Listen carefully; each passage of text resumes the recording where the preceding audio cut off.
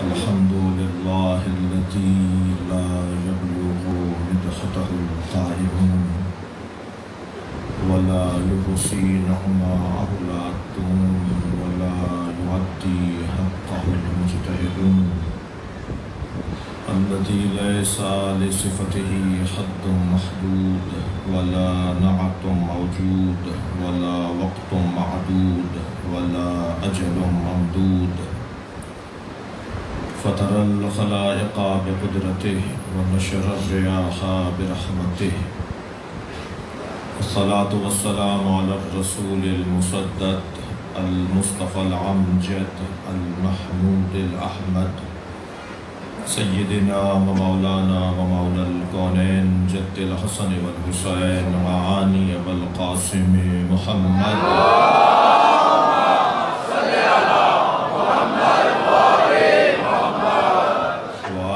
الطيبين الطاهرين المعصومين الذين قال الله إنما يريد الله ليذهب عنكم الرجس أهل البيت ويطهركم تطهيرا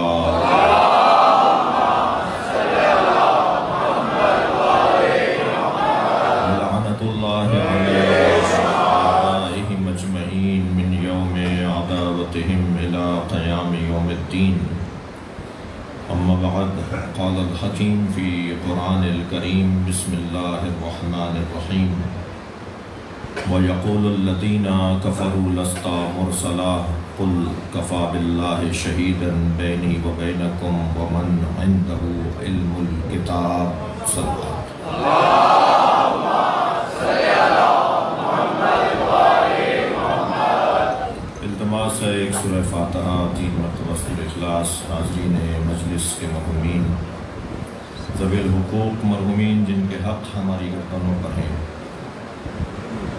ہمارے مربی ہمارے اساتذہ ہمارے پڑوسی ہمارے آبا و اجداد ہمیں کچھ سکھانے والے ہمیں ادارے جو دے کر گئے ہیں بالخصوص سید فیاض بخاری اور ان کے دیگر خانواتے کے مرحومین جناب زاہد بخاری صاحب کے دیگر مرحومین رحم اللہ من قرآن الفاتحہ بسم اللہ الرحمن الرحیم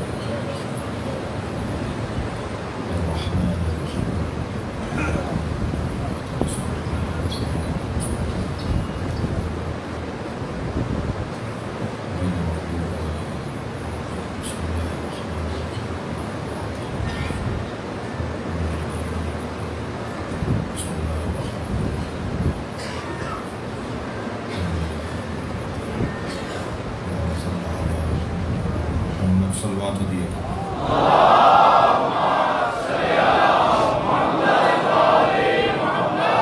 سورہ مبارکہ رات کی 43ویں آیت اللہ اس کلام میں مولا علی کی عظمت کو ایک باب کے عنوان سے بیان کر رہا ہے ویسے بھی اللہ نے طے کر رکھا ہے کہ جہاں کمالات ہوں گے عظمتیں ہوں گی فضیلتیں ہوں گی وہاں صدارت علی کی ہے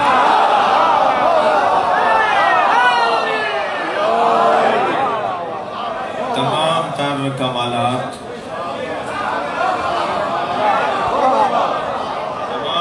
کمالات کا مجموعہ یہ گھرانہ ہے اور اس گھرانے میں علی ایک ہی ہے یا ابلیس ما منعک ان تسجد لما خلقت بیدی استکبرت ام کنت من العالین اے ابلیس اسے سجدہ کرنے سے تجھے کس نے روکا تھا جسے میں نے اپنے دونوں ہاتھوں سے بنایا استکبرت متکبر ہو گیا تھا یا عالین میں سے تھا عالین علی کی جمع ہے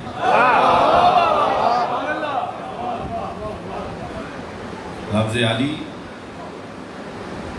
لغت کے اعتبار سے بھی اگر دیکھا جائے تو جب تک ضد کو نہیں سنا سمجھا جائے گا اصل سمجھ میں نہیں آئے گا تو علی کی ضد ہے تنی یہ علی مذکر کا لفظ ہے اور اسم ہے، مذکر ہے، اور اس کی ضد ہے دنی. اور علی کی جو مؤنث ہے وہ ہے علیا، اور دنی جو اس کی ضد ہے علی کی، اس کی جو ضد ہے وہ ہے دنیا. اب سمجھ میں آتا ہے کہ طلاقیں 3 کیوں دی. صلوات پڑھیں ذرا محمد وآلہ.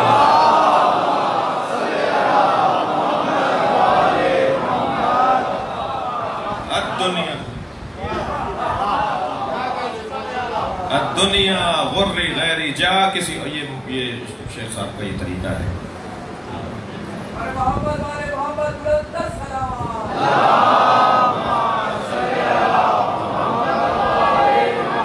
اس سے بلند صلوات نبی کی ذات پہ.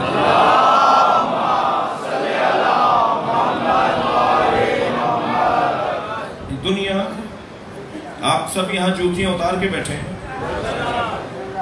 بولیے نا.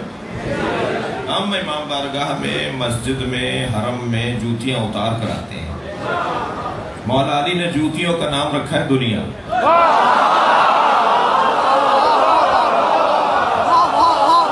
ہم امام بارگاہ میں دنیا چھوڑ کر آتے ہیں.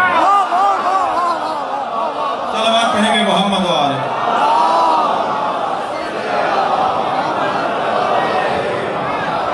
لہذا نہ مسجد لڑنے کی جگہ ہے، امام بارگاہ جھگڑے کی جگہ ہے. جھگڑا تو ہوتا ہی وہاں ہے جہاں دنیا کا مفاد مطلوب ہو، یا دنیا چاہیے ہی نہ ہو، جہاں دنیا کا مطلب ہی کوئی نہ ہو، پھر وہاں جھگڑا نہیں ہوتا.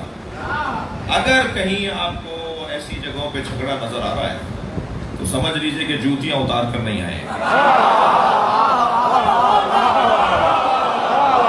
صلوات پڑھیں گے محمد وآلہ.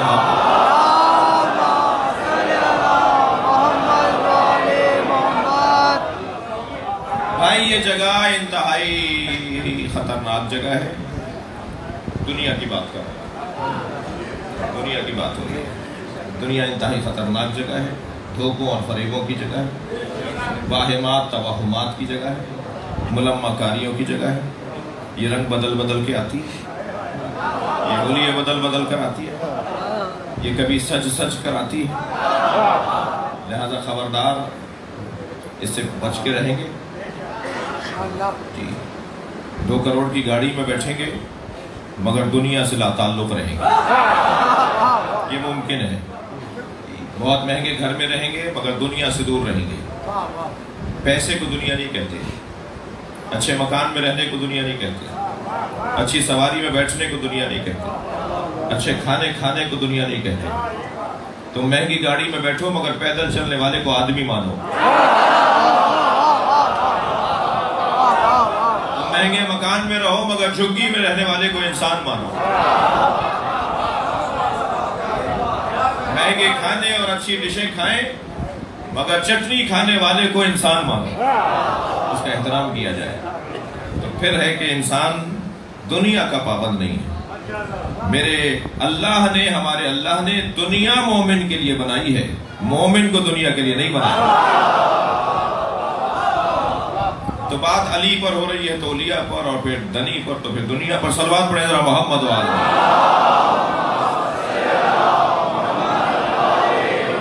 میں نے ایک جملہ کہا اور تھوڑا اسے بہتر کر لیتا ہوں. ہم اس دنیا میں جب قدم رکھتے ہیں تو پہلا تحفہ ہمیں دھوکہ دیا جاتا ہے. یا ہماری جو بیویاں بیٹھی ہوئی ہیں، خواتین بیٹھی ہیں، جب گھر میں کسی کی امید بنانے والی ہوتی ہے تو نہال سے تیار ہوتے ہیں، چھوٹے بچوں کے چھوٹے چھوٹے کپڑے تیار ہوتے ہیں. ابھی بچے کو آئے ہوئے 20 منٹ نہیں ہوئے ہوتے دنیا میں، تو پہلا تحفہ اسے لباس پہنایا جاتا ہے. اور لباس عربی زبان کا لفظ ہے، لباس یعنی دھوکہ. ہاں، لباس یعنی دھوکہ. اب مولا علی کا جملہ سنیں نہج البلاغہ کا. مولا فرماتے ہیں ما لبستو علی نفسی، لباس، لباس لبستو. اب یہ نہیں ہوگا کہ میں نے لباس نہیں پہنا، معاذ اللہ. ما لبستو علی نفسی ولا لبس علیہ. آج تک مجھ علی نے اپنے آپ کو دھوکہ نہیں دیا، اور دنیا میں کوئی پیدا نہیں ہوا جو علی کو دھوکہ دے سکتا. لہذا یہ دنیا کا کام ہے، اور اس سے مزہ ہی یہ ہے کہ انسان اس کی حقیقت کو، جتنا اچھا مولا علی نے دنیا کا تعارف کروایا نا، کوئی اور جانتا ہی نہیں ہے اسے، تبھی تو دوسرے دھوکہ کھاتے ہیں۔ ہاں، یہ جتنے مسئلے ہوئے یہ دنیا کی وجہ سے ہوئے، یہ سارے مسئلے جتنے اہل بیت کے ساتھ ہوئے یہ سب دنیا کی وجہ سے ہوئے۔ اور یہ یاد رہے، میں ان بچوں اور جوانوں کو ایک نصیحت کر رہا ہوں کہ کم سے کم 3 مرتبہ پیسے کو نظر انداز کر کے دکھانے کی اور نظر انداز کرنے کی مشق کیجیے۔ ایک بڑی رقم آئی آپ کے پاس، میں بچوں اور جوانوں سے کہہ رہا ہوں فوراً رال نہیں ٹپکاؤ، اسے لات مارنے کی مشق کرو۔ تم نے آج 2 لاکھ روپے کو نظر انداز کیا، کل یہ پلٹ کے 4 لاکھ آئیں گے، پھر مشق کرنا ان کو نظر انداز کرنے کی۔ حرام پیسے کو نظر انداز کرنے کی بات نہیں کرنا، وہ تو ویسے ہی کرنا ہے، حلال پیسے کی بات کر رہا ہوں۔ حلال پیسہ آپ کے پاس آئے، 2 مرتبہ 3 مرتبہ اسے نظر انداز کر کے دیکھیے، پھر مجھ سے اس ممبر سے ضمانت لے لیجئے کہ دنیا آپ کے پیچھے رہے گی، آپ جان نہیں بچا پائیں گے، اتنا پیسہ برسے گا۔ صلوات پڑھیں محمد و آلہ۔ جیسے بھائی کچھ غذاؤں کا ذائقہ بحال کیا جاتا ہے، کچھ ٹائم لگتا ہے۔ آپ چائنا گئے مثال کے طور پر، وہاں کے جو کھانے آپ کو اچھے نہیں لگ رہے تھے، 1 ہفتے بعد وہی اچھے لگیں گے۔ میں جب ایران پڑھنے گیا تو ہمیں وہاں کے پھیکے کھانے، ابلے ہوئے کھانے 3-4 مہینے تک تو طبیعتیں خراب رہیں، اور پھر اس کے بعد آج اگر وہ ڈش مل جائے، کہیں چلو مرغ مل جائے، چلو کباب مل جائے، جوجا کباب مل جائے مثلا، تو دل کرتا ہے، کیونکہ ذائقہ بحال ہو جاتا ہے۔ جس طرح ہمارے زبان کا ذائقہ ہے، جیسے ہمارے دہن کا ذائقہ ہے، ایسے ہی روح کا بھی تو ذائقہ ہے۔ کیا کریں کہ ہماری روح کا ذائقہ بحال ہو جائے؟ اور یقین جانیے موسیقی روح کی غذا نہیں ہے کہ میں اتنے آدم کو مجھ سے سجدہ مجھے نہ کرواؤ، میں اتنے سجدے کروں گا اس زمین کے اوپر کہ کوئی چپا باقی نہیں رہے گا۔ اللہ کو سجدے کی تصویر نہیں چاہیے۔ میں تصویریں بنانے والوں کو کچھ کہہ رہا ہوں، اللہ کو نمازوں کی اور سجدوں کی تصویریں نہیں چاہیے۔ تمہاری پیشانی جھکنے سے پہلے دل تو جھکے۔ صلوات پڑھیں گے محمد و آل محمد۔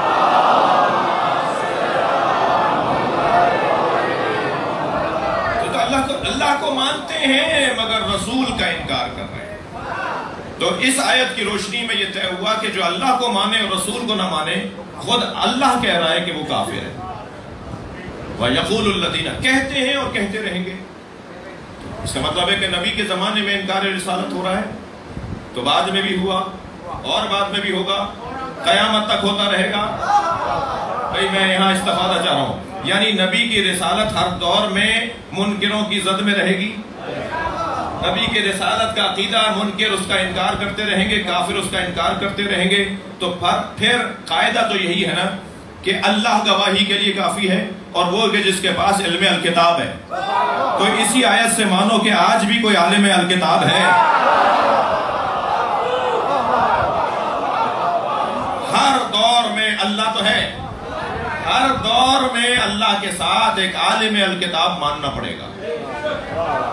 بس جس عالم الکتاب کو ڈھونڈنے کی کوئی زحمت کر رہا ہے، ہم مجلس ہی اس لیے کر رہے ہیں کہ اسے سمجھائیں، اسے مہدی برحق کہا جاتا ہے۔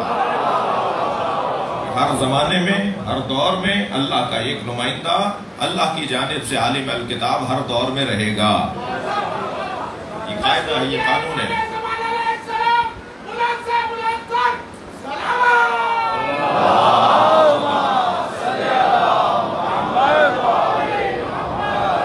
توجہ کر لیا آپ نے؟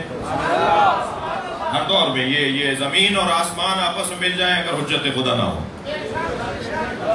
اگر حجت خدا نہ ہو تو یہ پھٹ جائے اور اپنے اہل کو کھا جائے۔ زمین کی امنیت بتا رہی ہے کہ کوئی ہے جو اس کو محفوظ رکھے ہوئے ہے، اور وہ ہمارے درمیان موجود ہے، ہمیں دیکھ رہے ہیں، ہمیں سن رہے ہیں، ہم انہیں نہیں پہچان پا رہے۔ یہ جو ہمارا نہ پہچاننا ہے یہی غیبت ہے۔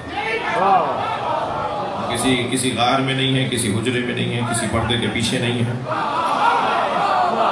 وہ ہمارے درمیان موجود ہیں، وہ حاضر ہیں، ظاہر نہیں ہے۔ تو حاضر ہیں ظاہر نہیں ہے. اتنا بڑا مجمع حاضر ہے مگر مجھ پہ سب ظاہر نہیں ہے. آپ بھی ایک دوسرے پہ ظاہر نہیں ہے. نبی 40 سال تک مکے میں حاضر رہے، ظاہر نہیں تھے. ہمارے امام بھی حاضر ہیں، ظاہر نہیں ہے. اور جس دن ہم پہچاننے لگیں گے وہی ظہور کا دن ہوگا. اور پھر مومنین کہیں گے کہ ہم نے تو بارہا دیکھا تھا، پہچان نہیں پا رہے تھے کہ یہی حضرت ہے. عزیزان گرامی، قرآن کی یہ آیت اور نبی کا یہ فرمان، انی تارک فیکم الثقلین کتاب اللہ و عطرتی اہل بیتی انہما لن یفترقا حتی یردا علی الحوض ان تمسکتم بہما لن تضلوا بعدی. میں تمہارے درمیان، یہ حدیث سنی شیعہ نے اس کی سند کو مکمل لکھا ہے. البتہ بعض احادیث ایسی ہیں کہ جن کی سند مکمل ہے مگر مکمل سند ہونے کے باوجود اس پر عمل نہیں ہے، تو کہہ دیا جاتا ہے کتاب اللہ و سنتی. تو 14 اس کی طرف ہیں، 14 سلسلوں سے، 14 شجروں سے آئی ہے یہ حدیث. 14 شجروں میں صرف ایک شجرہ کہتا ہے کتاب اللہ و سنتی. 13 شجرے کہتے ہیں کتاب اللہ و عطرتی. تو بہرحال کیونکہ ایک تعداد کثرت سے ہے تو وہ ظاہر سنتی کو زیادہ بولا جائے گا، سنتی زیادہ سنا بھی جائے گا. تو میری خواہش یہ ہوگی کہ اہل بیتی بھی زیادہ بولا جائے، عطرتی بھی زیادہ بولا جائے. سرکار دو جہاں نے فرمایا کہ میں 2 بھاری چیزیں چھوڑے جا رہا ہوں. نبی جنہیں بھاری کہیں، نبی جنہیں سنگین کہیں. کون کہہ رہا ہے سنگین؟ جن پر قرآن اترا ہے. اور قرآن کون کیا ہے کہ جو اگر پہاڑوں پر اترتا تو پہاڑ ریزہ ریزہ ہو جاتا، تو قلب مصطفیٰ پہ اترا. وہ نبی کہہ رہے ہیں کہ 2 بھاری چیزیں چھوڑے جا رہا ہوں. تو کتنا وزن ہے ان کے اندر. جب سرکار فرماتے ہیں بھاری ہے تو یہ کیسے وزنی ہے جی؟ وزن کا کیسا ہے؟ مادی ہے. مادی ہے تو پھر کسی کو بھی اٹھانا اس کے بس کی بات نہیں ہونا چاہیے. قرآن اٹھا ہی نہ سکے. تو جو ایک ساتھ ہم 10 قرآن نسخے اٹھا لیتے ہیں. یا ہمارے یہاں کی گاڑیاں قرآن جہاں پرنٹ ہوتا ہے وہاں سے گاڑیوں میں قرآن رکھ دیا جاتا ہے. تو یہ مادی وزن نہیں ہے جو سواریاں اٹھا لیتی ہیں، ہم اٹھا لیتے ہیں. یہ جو وزن ہے یہ معنوی ہے، یہ روحانی وزن ہے. اور روحانی وزن قرآن اور اہل بیت کا نبی بیان کر کے گئے. یہ جو وزن کہ لو انزلنا ھذا القرآن علی جبل، اگر ہم نے اس قرآن کو پہاڑ پر اتارا ہوتا، لرأیتہ خاشعا متصدعا من خشیۃ اللہ، تو تم دیکھتے کہ پہاڑ ریزہ ریزہ ہو جاتا. یہ بھی مادی وزن نہیں ہے بلکہ یہ معنوی وزن ہے. یہ اگر پہاڑ پر معنوی وزن اترتا تو یہ پہاڑ ریزہ ریزہ ہو جاتا. معنوی وزن سرکار قرآن اور اہل بیت کا چھوڑ کر دیں. کیسے طے کریں کہ ان کا معنوی وزن کتنا سنگین ہے؟ ہوتا یہ ہے کہ ایک ترازو کے پلڑے میں پیمانہ رکھا جاتا ہے، باٹ رکھا جاتا ہے، دوسرے میں جنس رکھ کے تولا جاتا ہے. پھر تھوڑا اندازہ ہو جاتا ہے کہ ان کا وزن کیسا ہے. ذہنوں کو قریب کرنے کے لیے اندازہ کروایا ہے سرکار نے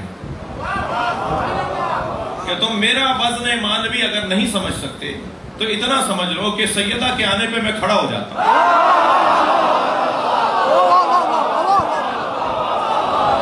اور شاعر کہتا ہے گرانی پلے عصمت میں اتنی تھی کہ دیکھا ہے،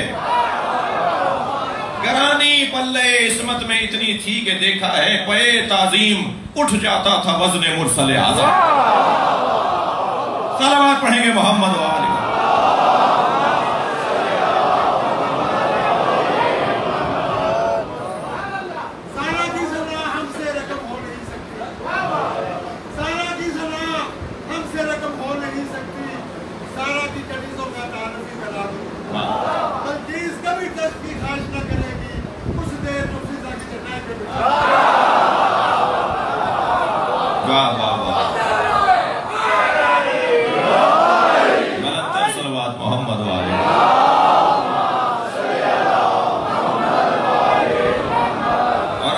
ابھی تو ایک وزن سیدہ کا یہ اشارہ سرکار نے دیا، لیکن اگر ہم تاریخ کے صفحے پلٹنا شروع کریں تو پنجتن کا وزن بھی نبی نے بتایا ہے. پہلے نبی کا وزن قرآن نے بتا دیا کہ یہ پہاڑ سے زیادہ سنگین وجود ہے، اور پھر سیدہ کے آنے پہ نبی کا وزن ایسے اٹھ رہا ہے. اور اگر حسین پشت نبی پر آ جائے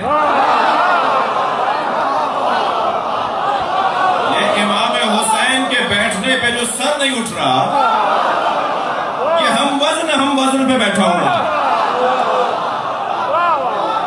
صلوات پڑھیں محمد وآلہ.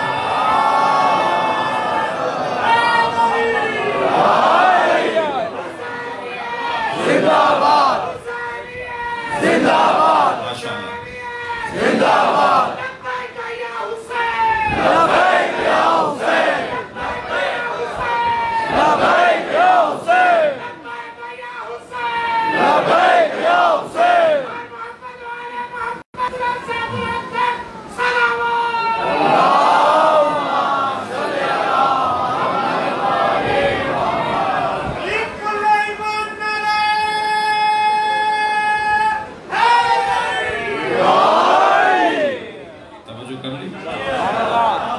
حسین اگر پشت نبی پر بیٹھ جائیں تو سرکار سر نہیں اٹھا رہے. کون کہتا ہے ذکر حسین نماز سے دور کرتا ہے؟ جو آپ نے یہ کہے نا اسے ذرا مجھ سے ملوائیے. کون کہتا ہے کہ ذکر حسین اور عزاداری اور نماز میں تضاد ہے؟ ذکر امام حسین نماز سے دور نہیں کرتا، نماز کو لمبا کرتا ہے.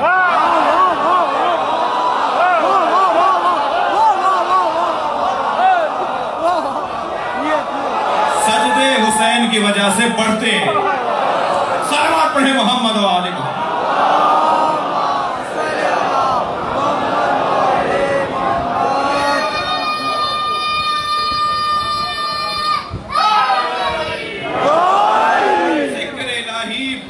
کا ذریعہ ہے ذکر حسین.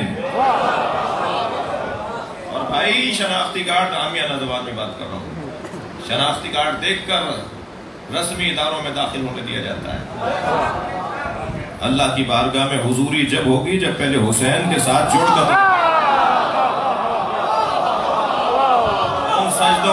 ان سجدوں کا کیا فائدہ جو حسین کے بغیر ہوں.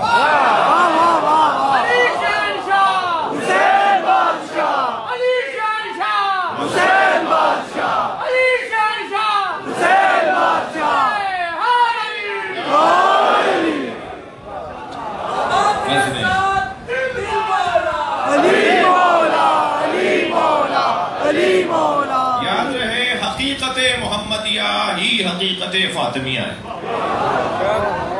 اور حقیقت محمدیہ ہی حقیقت علویہ حسنیہ حسینیہ ہے. یہ ایک روح اور 5 قالب ہیں. ہاں ان میں کسی کو اللہ نے یہ کام دیا جسے نبوت اور خاتمیت کہا جاتا ہے، کسی کو ولایتوں کا عنوان دیا، کسی کو عصمتوں کا عنوان دیا، کسی کو تحمل اور بردباری اور صبر کا عنوان دیا، اور کسی کو قربانی کا عنوان دیا. اگر آپ پنجتن کی صفات کو علیحدہ علیحدہ دیکھیں تو یہی لائحہ عمل زندگی ہے. زندگی کی کامیابی کے راز بھی یہی ہیں، اور اسی لیے یہ ہمارے لیے نمونہ عمل ہے. ایک صاحب کہنے لگے کہ جی ہم جیسے ہیں. میں نے کہا جی ہم جیسے اگر ہوتے تو ہمارے لیے نمونہ عمل کیوں ہوتے ہیں؟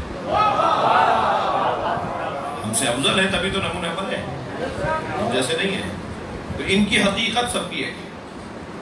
یا فاطمہ ایتینی بالیمنی، اے فاطمہ انی اجد فی بدنی ضعفا، میں اپنے بدن میں ضعف محسوس کر رہا ہوں، مجھے چادر یمنی لا دو.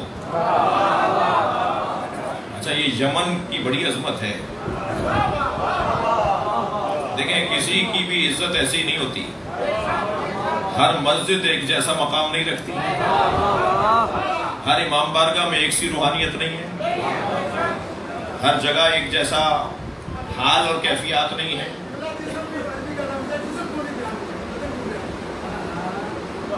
یہ تو پھر حدیث کے ساتھ کی شرح پہ مجھے بخاری صاحب خمسے کی دعوت دے تو سلوات پڑھے ذرا، یہ بول نہ دیں کچھ، سلوات پڑھے ذرا.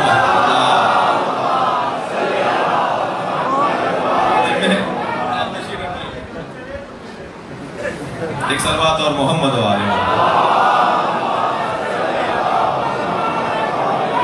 اس سے بہتر اور بلند سلوات ہے.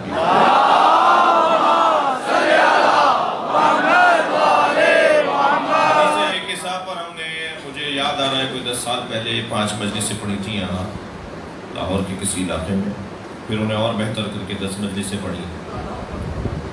تو مسلسل مطالعہ پڑھتا رہنا چاہیے، مسلسل دیکھنا چاہیے کہ جو اب تک بات سمجھ میں اس سے اور زیادہ گہرائی ہونی چاہیے. تو یہ تو بہت ایک جملے پر شرح ہونی ہے نا. حدیث قصہ کی شرح تو ایک جملہ اس کا، یہ واحد حدیث ہے جو قرآن بھی ہے، جو حدیث قدسی بھی ہے، جو فرمان مصطفیٰ بھی ہے، جو فرمان سیدہ بھی ہے، جو فرمان علی بھی ہے، فرمان حسن بھی ہے، فرمان حسین بھی ہے.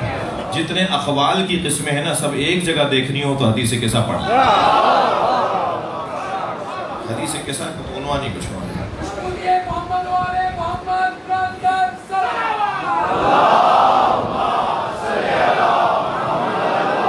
مگر اس وقت جو میرا جس چیز سے مجھے استفادہ کرنا ہے، سرکار نے فرمایا میں اپنے بدن میں ضعف محسوس کر رہا ہوں. بدن میں ضعف محسوس کر رہا ہوں. بدن اور جسم دونوں عربی کے لفظ ہیں. ابدان، علم الابدان، بدن عربی کا لفظ ہے. جسم، جسمی، جسم کا جسمی، یہ جسم بھی عربی کا لفظ ہے. نبی نے نہیں فرمایا کہ میں اپنے جسم میں. اب آپ نے لقمہ دیا ہے تو بات پوری سنیں گے. یہ جو جسم ہے نا، جسم جب بولا جاتا ہے تو سر شامل ہوتا ہے. جب بدن بولا جاتا ہے تو سر شامل نہیں ہوتا. نبی بتا رہے ہیں کہ ہمارے ذہن پر ضعف نہیں آتا.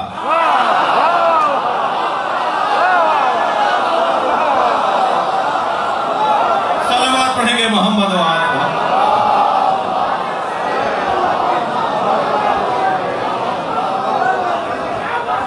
خبردار کہیں میری زندگی کے آخری لمحوں میں نہ کہہ دینا کہ بخار کا اثر ہو رہا ہے. ہم پاکستان کے اور عالم اسلام کے حالات کو مد نظر رکھتے ہوئے فقہاء امامیہ کے فتویٰ کی روشنی میں اہل سنت کے مقدسات کی توہین کرنا حرام سمجھتے ہیں. مسلمہ اسلامی مسالک کے مقدسات کی توہین کرنا حرام ہے. مگر اس کا یہ مطلب نہیں ہے کہ ہم فدق نہیں پڑھیں گے.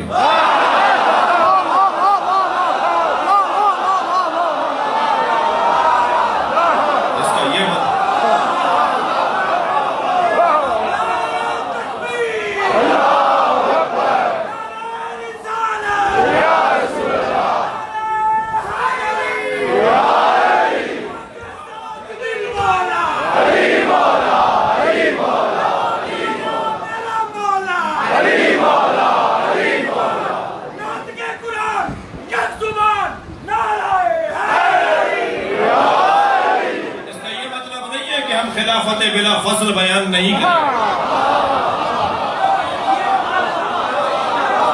بلکہ میں تو اللہ کا شکر بڑھا رہا ہوں. اللہ کی بارگاہ میں اپنی حاضری کو زیادہ کر رہا ہوں. کچھ دنوں سے نماز شب تھوڑی ترک ہو رہی تھی، اب کچھ دن سے بہتر ہو گئی ہے. اللہ کا شکر زیادہ کرنے لگا ہوں کچھ دنوں سے. میں ایک مدت سے تلاش کر رہا تھا کہ اس ملک میں یزیدی کون ہے.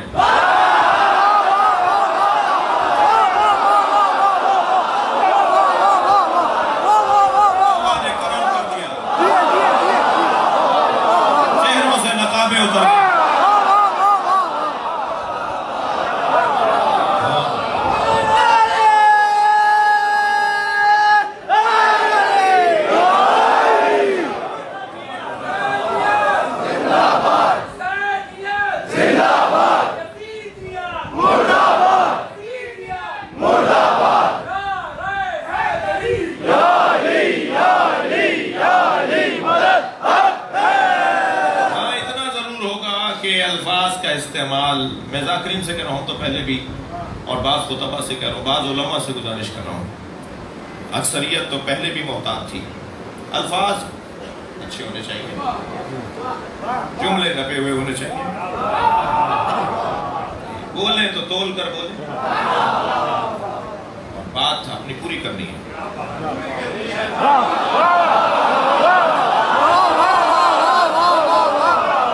صلوات پڑھیں گے محمد و آل محمد.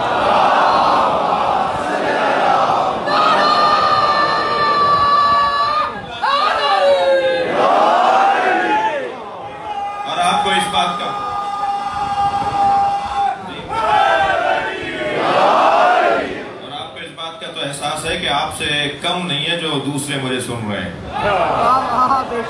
میں آپ کے ذریعے سے کسی اور کو پیغام دے رہا ہوں انتہائی مؤدب اور مہذب انداز سے، یعنی ویسے بھی مہذب لوگ گالیاں نہیں دیتے، رقیق جملے نہیں بولتے پڑھے لکھے لوگ۔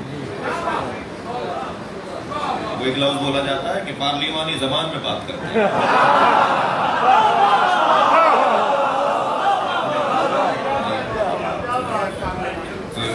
بات پوری ہوگی، لیکن یہ طے ہے کہ ہم اگر کوئی کرتا تھا ایسا تو ہم اسے ٹوکیں گے، اسے روکیں گے، اسے سمجھائیں گے۔ یہ ممبر تبلیغ فضائل اہل بیت کی جگہ ہے۔ ایک صاحب کہنے لگے کیا مطلب ہے کہ یہاں فضائل کے علاوہ کچھ اور بیان نہیں ہوگا؟ کچھ لوگوں نے کچھ دماغی الجھن ہے، کچھ کاؤنسلنگ کی ضرورت ہے، کچھ نفسیاتی مسائل ہیں، کچھ لوگوں کے کچھ نفسیاتی مسائل ہیں۔ یہ بعض لوگ جو ہے وہ ہاں تو ان لوگوں کے علاج کی ضرورت ہے۔ علاج میں تو نہیں کروں گا، میں ڈاکٹر نہیں ہوں، وہ ایک ہفتے کو ٹیبلٹس کھانی پڑیں گی، جو دماغ کا اختلاج ہے وہ ٹھیک ہو جائے گا۔ باتوں کو مخلوط نہ کیا جائے، ایک بات روشن ہے، دوسری بات روشن ہے، دونوں باتوں کو مخلوط نہ کیا جائے۔ مثلا جب میں یہ کہتا ہوں کہ یہ فضائل اہل بیت کا پیپر ہے تو فوراً ذہن میں آتا ہے کہ جی یہ خیبر اور خندق پڑھیں گے، یہ مولا علی کے فضائل پڑھیں گے، نماز کی تبلیغ نہیں کریں گے، اخلاقیات کی تبلیغ نہیں کریں گے۔ بھائی ایسی بات نہیں ہے، یہ تم مخلوط کر رہے ہو بات کو۔ یہ کیسے ممکن ہے کہ خندق پڑھا جائے اور شجاعت نہ آئے؟ جب آپ خندق ہی بیان نہیں کریں گے، مولانا خیبر اور خندق بہت سن لیا، تم نے سنا ہی نہیں ہے، کہاں پڑھا گیا ہے خیبر اور خندق؟ ایسا اتنا یہ جملہ ہمارے ہاں زبانوں پہ چڑھا دیا، ہماری قوم پاکستان کی بات کرو، اتنا ہمارے بچوں اور جوانوں کے دماغ میں جملہ چڑھا دیا گیا کہ خیبر اور خندق پڑھتے ہیں، بس وہ خیبر اور خندق بہت سن لیا۔ کہاں سنا ہے؟ کہاں بیان ہوا ہے خیبر و خندق؟ اور بیچارے ذاکرین اور خطبہ اتنے ڈر گئے کہ اب انہوں نے پڑھنا بھی چھوڑ دیا۔ میں تو گزشتہ 10 سالوں سے دیکھ رہا ہوں کہ خطبہ اور ذاکرین نے خیبر و خندق پڑھائی نہیں، ڈرے ڈرے رہتے ہیں کہ اگر پڑھیں گے تو بعد میں کوئی روک لے گا۔ جو ممبر پر بیٹھ کے بھی ڈرتا ہو وہ تو یہ بہت کمزوری کی بات ہے۔ نہیں بیان ہوا خیبر و خندق، صرف ایک جلوہ دکھا دوں،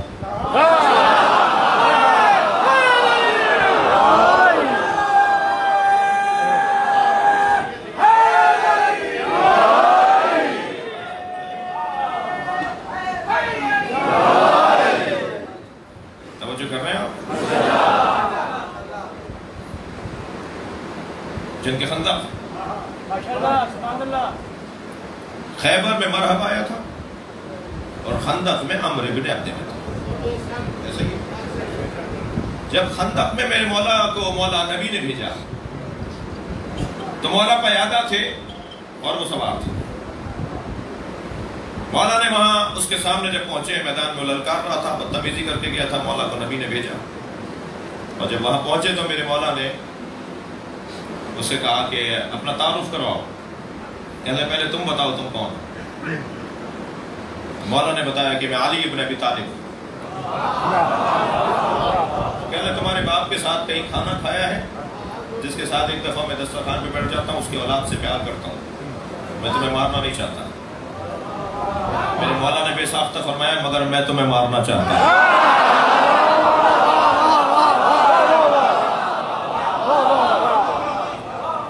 کہنے لگا تمہارا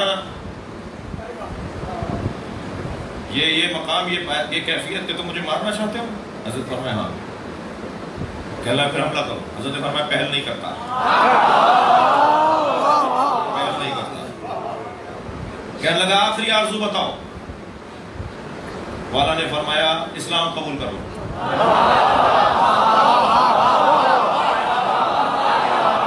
یہ میری آخری آرزو نہیں ہے، تمہاری ہے، اسلام قبول کرو۔ کہنے لگا اسلام قبول کرنا ہوتا تو میدان میں کیوں آتا؟ تو میرے مولا نے فرمایا پھر واپس چلے جاؤ۔ کہنے لگا واپس جاؤں گا تو عورتیں تانا دیں گی۔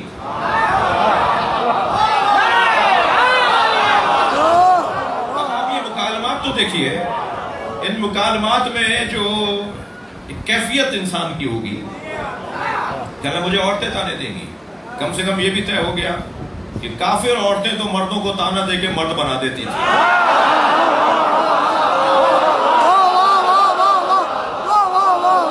میری گزارش مسلمان عورتوں سے بھی ہے، سلوات پڑھیں محمد علیہ۔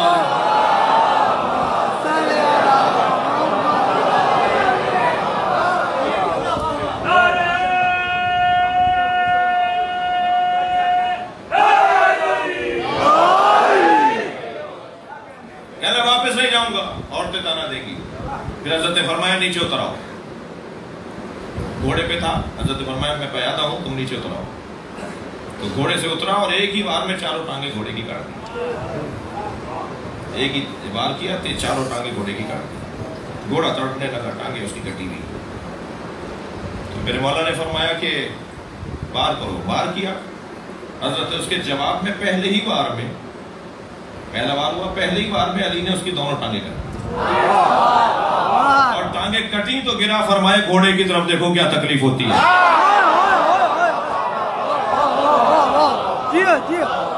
صلوات پڑھیں گے محمد والے۔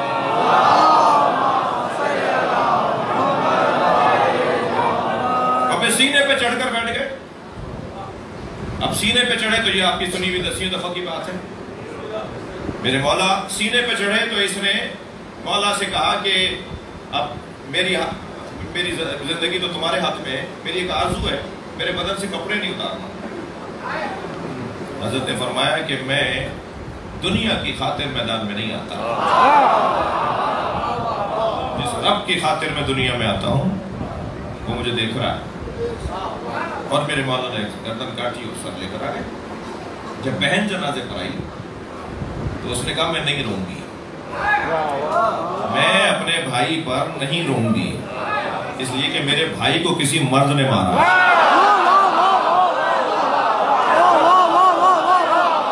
اب بتائیے خندق پڑھے یا نہیں؟ صلوات پڑھے محمد و آل محمد۔ بھائی اگر آمادہ ہے تو دو جملے اور سن لیجئے۔ عزیزان گرامی، تین لوگوں کو یا علی مدد نہیں بولنا چاہیے، نعرہ حیدری نہیں لگانا چاہیے جن میں تین کمزوریاں ہیں۔ بزدل کو کبھی یا علی مدد نہیں کہنا چاہیے، کنجوس کو کبھی یا علی مدد نہیں کہنا چاہیے، اور گھٹے ہوئے دماغ تنگ نظر کو کبھی یا علی مدد نہیں کہنا چاہیے۔ چھوٹی سوچ والا علی والا نہیں ہوتا۔ صلوات پڑھیں محمد و آل محمد۔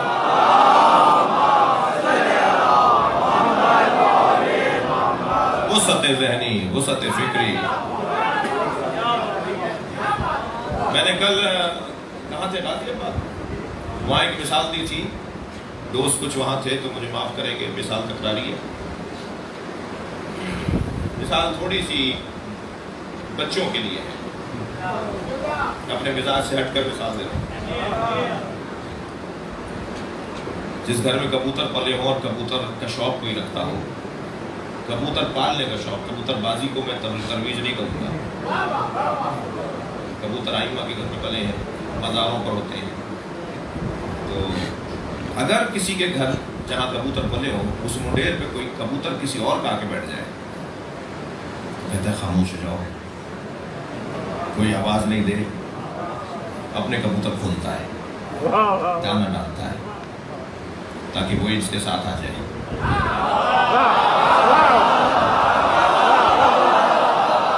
اہل بیت کے چاہنے والوں کو اگر کوئی اہل بیت کے گلشن میں کبوتر آ رہا ہے تو رویہ ایسا رکھنا ہے کہ جانے نہ پائے۔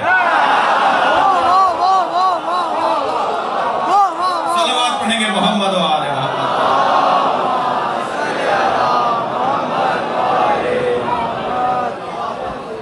خبردار خبردار اسے دل آزاری اس کی نہ ہونے پائے۔ میں یہ بات کئی جگہ کہہ چکا ہوں، سوشل میڈیا کا دور ہے، کلپس بنے ہوئے ہیں جی۔ شیعہ امام حسین کی عزاداری کے مالک نہیں ہیں، نوکر ہیں، اور نوکروں کو اپنی اوقات میں رہنا چاہیے، مالک کے مہمانوں کا خیال کرنا چاہیے۔ جب امام حسین کے دروازے پر کوئی آ رہا ہے تو امام کا مہمان ہے، ہم تو نوکر ہیں. بات کل آگے بڑھے گی، کوشش اگر ہو جائے تو 15 منٹ پہلے کل بیٹھ جاؤں، 15 منٹ پہلے زیادہ.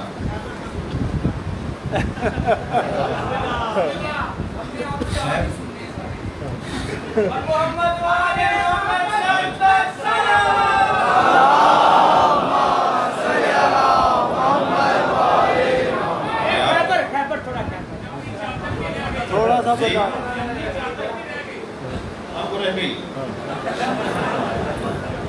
وہ فرما رہے آج ہی سننا ہے تو آج تو یہ ختم ہی نہیں ہوگی. پھر یاد آپ کو دے دیں گے. جنگ خیبر، بسم اللہ. حضرت عبداللہ ابن مسعود کہتے ہیں شام کے حاکم نے انہیں بلا کر بٹھایا ہوا تھا، مدینے وہ آتا تھا دورے پر، گورنری سے امارت تک چلا گیا تو بلاتا تھا صحابہ کرام کو، ان کا احترام کرتا تھا. تو سارے اصحاب تشریف فرما ہے رضوان اللہ تعالیٰ نے، حضرت عبداللہ ابن مسعود بھی بیٹھے. تو کسی سے کہا کہ ذرا علی کے خلاف ذرا سب کرو، شتم کرو، علی پر لان کرو. تو ایک شاعر کھڑا ہوا، مولا کے خلاف اس نے ایک نظم سنائی. تو عبداللہ ابن مسعود کھڑے ہوئے، جانے لگے. کہا کہاں جا رہے ہیں؟ کہا میں اس محفل میں نہیں بیٹھ سکتا. بہت بڑی بات ہے، جس کی جو خدمت ہو یاد رکھنی چاہیے. اٹھ کے جانے لگے. کہا کیوں جا رہے ہیں؟ کہا یہ جو ذکر ہو رہا ہے میں اس میں شریک نہیں ہونا چاہتا. کہا تمہیں علی کی برائی بری لگ رہی ہے؟ کہنے لگے میرا ایمان رخصت ہو جائے گا.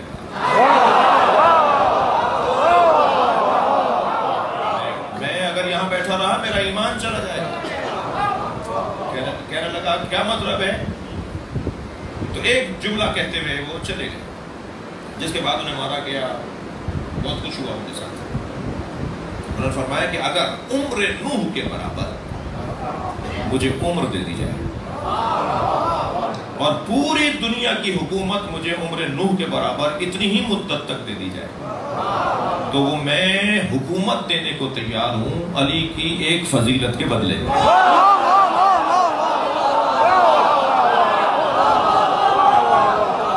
مجھے علی کی ایک فضیلت مل جائے میں وہ لے کر اپنی حکومت دینے کو تیار ہوں. کہنے لگا بتاؤ وہ فضیلت کیا ہے؟ کہا فضیلت وہ ہے کہ 39 دن تک خیبر فتح نہیں ہوا.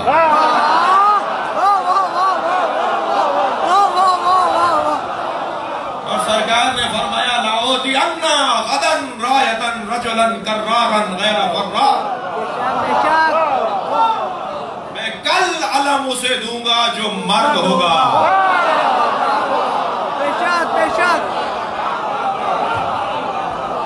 رَجُلًا كَرَّارًا. اچھا معمولاً میں بھی مجلس خاندانی طور پہ پیدائشی طور پر بلکہ ہم پیدا ہونے سے پہلے کے حسینی ہیں.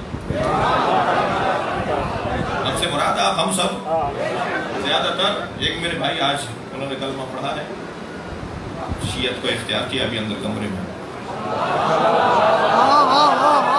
ان کی سلامتی کے لیے صلوات پڑھیں.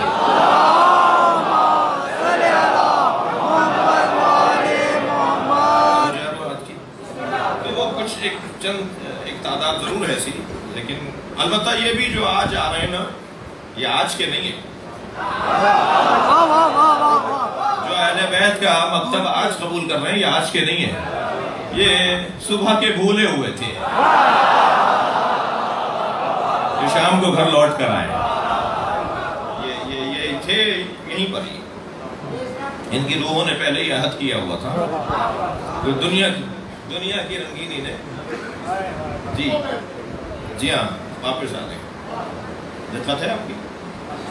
میں بھی بچپن سے جب یہ حدیث سنتا تھا خطبہ سے پڑھتا تھا کتاب میں تو کرارن غیر فرارن کو میں یہ سمجھتا تھا کہ کرار کی ضد ہے غیر فرار. یعنی میں تو یہ سمجھتا تھا، ہو سکتا ہے کسی اور بچے کے ذہن میں بھی یہی. جب مولا نے فرمایا، نبی نے فرمایا کہ کل میں علم اسے دوں گا جو کرار ہوگا غیر فرار، یعنی کرار اسے کہتے ہیں جو بھاگتا نہ ہو. یہ جبکہ ایسا نہیں ہے. کرار کی ضد غیر فرار نہیں ہے، یا کرار کی ضد فرار نہیں ہے. یا کرار کا متبادل غیر فرار نہیں ہے. کوئی تعلق فرار سے کرار کا نہیں ہے. یہ دو علیحدہ صفتیں ہیں. یعنی کرار علیحدہ صفت ہے اور غیر فرار علیحدہ صفت. دونوں کمال ہیں. غیر فرار جو میدان سے بھاگنے کسر فرار اور فار بھاگنے والا ایک دفعہ اور ہے بار بار بھاگنے والا فرار.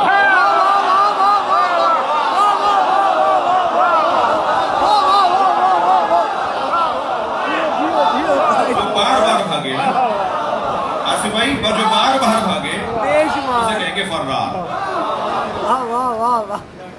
اور کرار ایک علیحدہ صفت اور غیر فرار ایک علیحدہ صفت. کرار کسے کہتے ہیں؟ شاعروں کے ہاں اور منقبت خانوں کے ہاں زیادہ ہوتا ہے ایسا کہ انہوں نے ایک شعر سنایا تو مجمع میں سے آواز آئی مکرر.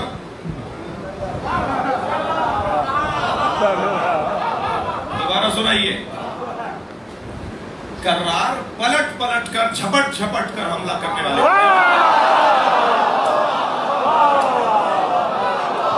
کرار کا مطلب یہ ہے کہ جو تکرار سے میدان میں آتا ہو. میرے استاد حضرت آیت اللہ محمد باقر فخار اصفہان میں اس وقت ان کا درس خارج مجتہد مرجع تقلید ہیں، صاحب رسالہ ہیں. انہوں نے 2 جلدی کتاب لکھی ہے مولائے معرفت مولا علی کی شان. کتاب کا نام رکھا ہے مولائے معرفت. مولائے کائنات بھی بڑی بات ہے مگر معرفت کے مولا ہے. سمجھ ہی نہیں ہوگی اس کے پاس جس کے پاس علی نہ ہو. سوچ ہی اس کی اچھی نہیں ہوگی جس کے پاس علی نہ ہو. یہ نہیں کہا میرے مولا علی نے سلونی سلونی قبل ان تفتنونی، پوچھو پوچھو اس سے پہلے کہ میں مر جاؤں. علی نے کہا ہے پوچھو پوچھو اس سے پہلے کہ تم مر جاؤ.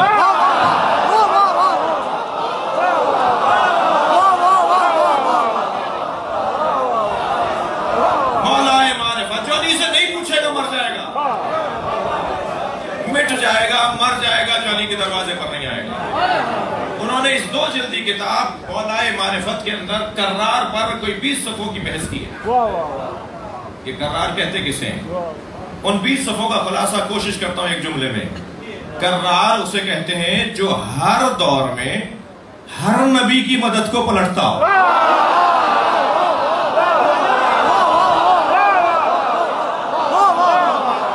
صلوات پڑھیں گے محمد و آل محمد.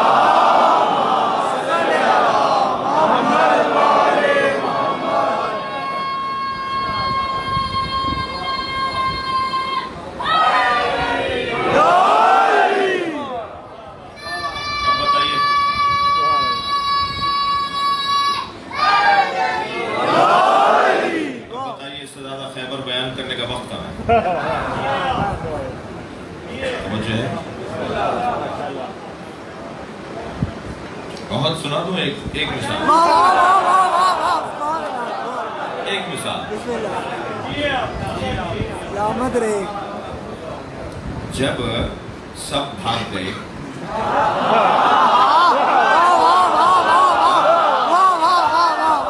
صحابہ کرام اصحاب مصطفیٰ 13 کی تعداد میں باقی رہ گئے اور وہ بعض نے 18 لکھا ہے بعض نے 13، تو آپ 18 کر لیجیے اور مولا علی ان میں ایک. اور ادھر لشکر 1000 سے زیادہ کا. تصور تو کرے 6 آدمی اگر چاروں طرف سے آ جائیں تو انہیں سنبھالنا، ہزاروں آدمی ایک آدمی کے خلاف. تو مولا کی کاٹ میں، ضربت میں، تلوار میں، چلنے میں، بڑھنے میں کوئی فرق نہیں تھا جیسے پورا لشکر جب سالم تھا اس وقت میں تھے. جب کسی نے بعد میں پوچھا کہ یا علی سب چلے گئے تھے، یہ 18 افراد رہ گئے تھے، آپ ان کے ساتھ ایسے لڑ رہے تھے جیسے پہلے لڑ رہے تھے. فرمایا میں لشکر کی بنیاد پہ تو لڑتا نہیں.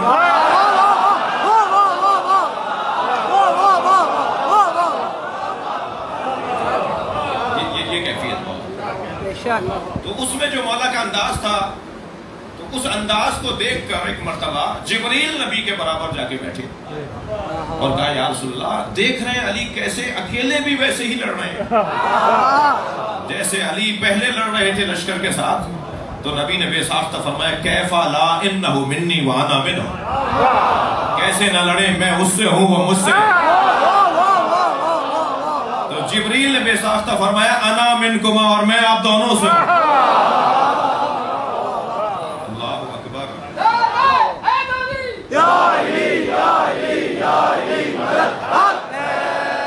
خیبر و خندق اور مولا علی کی آج کے دور میں زیادہ بیان کرنے کی ضرورت ہے، بیچ میں اگر کبھی کچھ ہو گیا تھا تو دوبارہ پلٹائیے، زیادہ بیان کرنے کی ضرورت ہے۔ اس دلوں کا کوئی تعلق علی سے نہیں ہے۔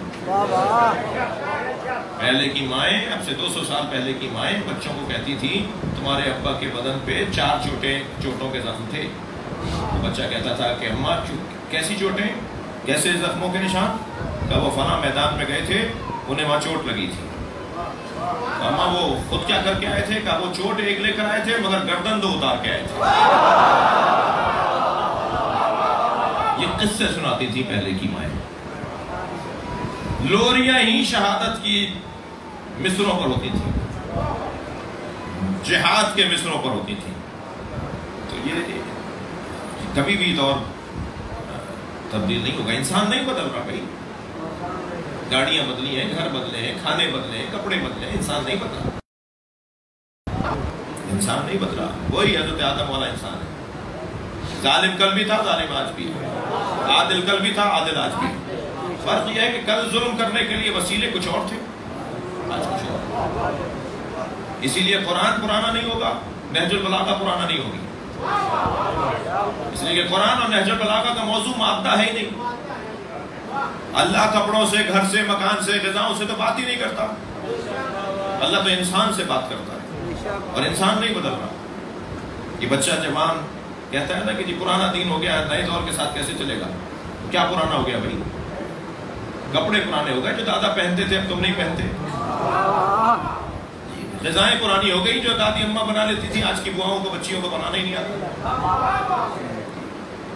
کیا انسان نہیں بدلا ہے؟ اور قرآن اور اہل بیت کا موضوع انسان ہے، مادہ نہیں ہے۔ قرآن بھی پرانا نہیں ہوگا، اہل بیت کے فرامین بھی پرانے نہیں ہوں گے، آج بھی تازہ ہیں، آج بھی نئے ہیں۔ ہر دور میں یہ بیان کرنے کی ضرورت ہے۔ کل بات آگے بڑھے گی، مجھے تاخیر ہو رہی ہے، انشاءاللہ آپ کا دیدار پھر ہوگا۔ جب ہم مجلس میں آ کے بیٹھتے ہیں نا تو کچھ دیر کے لیے ہم کربلا چلے جاتے ہیں۔ کربلا کبھی ہماری زندگی سے جدا نہیں ہے۔ ہم امام بارگاہ میں بیٹھے ہوتے ہیں مگر ذہن ہمارا کربلا پہ ہوتا ہے۔ ایام 40 کے ہیں، کس کربعین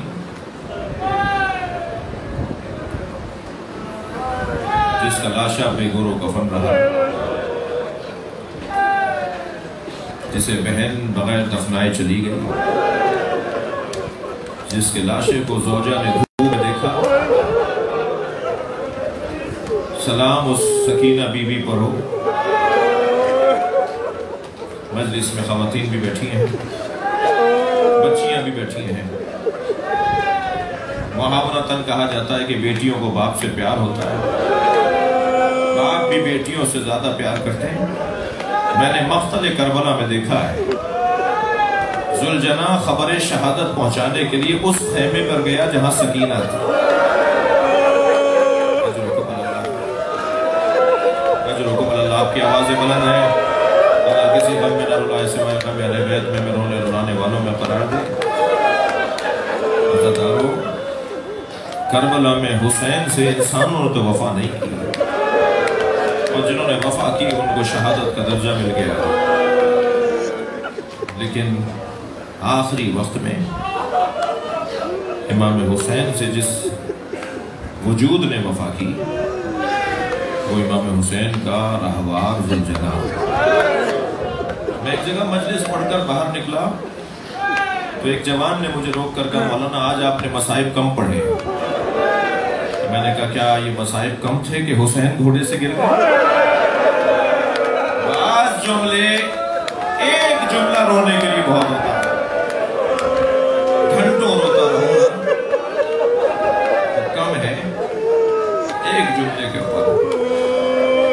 مولا سجاد فرماتے ہیں کہ یہ جملہ میرے ذہن سے نہیں نکلتا، جب اپنی پھوپھی کو دیکھتا ہوں یہ جملہ مجھے یاد آتا ہے کہ دربار شام میں آواز لگائی گئی زینب کو دربار میں لایا جائے۔ اجرکم اللہ، اجرکم اللہ، اللہ آپ کی حاجتوں کو پورا کرے۔ اجرکم اللہ، بلا تشبیہ میری ہماری کوئی حیثیت نہیں ہے، ہمارے ماں باپ قربان حسین مولا، ہماری نسل قربان امام حسین کی جوتیوں پر، بلا تشبیہ اگر اس ممبر سے میں گر جاؤں تو وہاں سے وہ جوان کہے گا مولانا چوٹ تو نہیں لگا، وہاں سے وہ بچہ اٹھے گا مولانا کیا ہوا تھا؟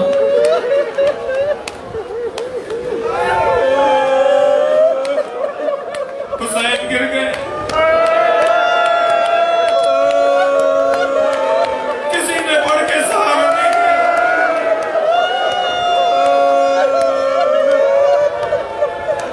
ذوالجلال نے گھٹنے ٹیک دیے،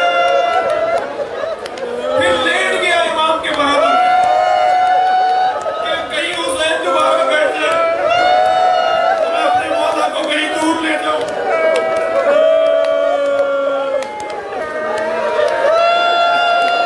اجرکم اللہ، اجرکم اللہ، جب مجلس میں بیٹھا کریں عزیز و بلند آواز سے رویا کریں، امام جعفر صادق بلند رونے والوں کو دعا دیتے ہیں، اللہ آپ کو اجر و ثواب عطا فرمائے۔ آواز دیجیے ذوالجلال مجھ سے بیٹھا نہیں جا رہا۔ حرم حضرت معصومہ میں نے آیت اللہ مشکینی سے ایک عارف مجتہد تھے، ان سے میں نے یہ مسائل سنے تھے، وہ مجلس پڑھ رہے تھے، وہ پڑھ رہے تھے کہ جب حسین گھوڑے پہ ڈگمگا رہے تھے، جب دائیں گرنے لگتے تھے تو زین پکڑ کر سنبھالتے تھے اور اس طرف دیکھ کر کہتے تھے لا واللہ، جب دوسری طرف گرنے لگتے تھے تو ہاتھ کا اشارہ کر کے کہتے تھے لا واللہ۔ عرب لا واللہ وہاں کہتا ہے جہاں کوئی کچھ دینا چاہتا ہو اور وہ لینا نہ چاہتا ہو، منع کرنے کو مجھے نہیں چاہیے۔ امام گرتے ہوئے کہتے تھے مجھے نہیں چاہیے۔ یزیدی سپاہیوں نے حضرت مختار کو یہ تو بتا دیا کہ آخری وقت میں حسین بول کیا رہے تھے۔ حسین گرتے ہوئے کہہ رہے تھے مجھے نہیں چاہیے، مگر وہ کہتے ہیں ہمیں کچھ نظر نہیں آ رہا تھا کہ کون کیا دے رہا تھا، حسین کی کوئی مدد نہیں کر رہا تھا، ہم تو گرانا چاہتے تھے حسین کو۔ آیت اللہ مشکینی فرماتے ہیں ذرا معرفت کی نگاہوں سے دیکھو، جب حسین گرنے لگتے تھے نبی بڑھ کے کہتے تھے میری گود میں آ۔ حسین کہتے تھے نانا یہ میرا امتحان، کبھی زہرا بڑھ کے کہتی تھی میرے نام، اور کہتے تھے اماں مجھے گرنے دو۔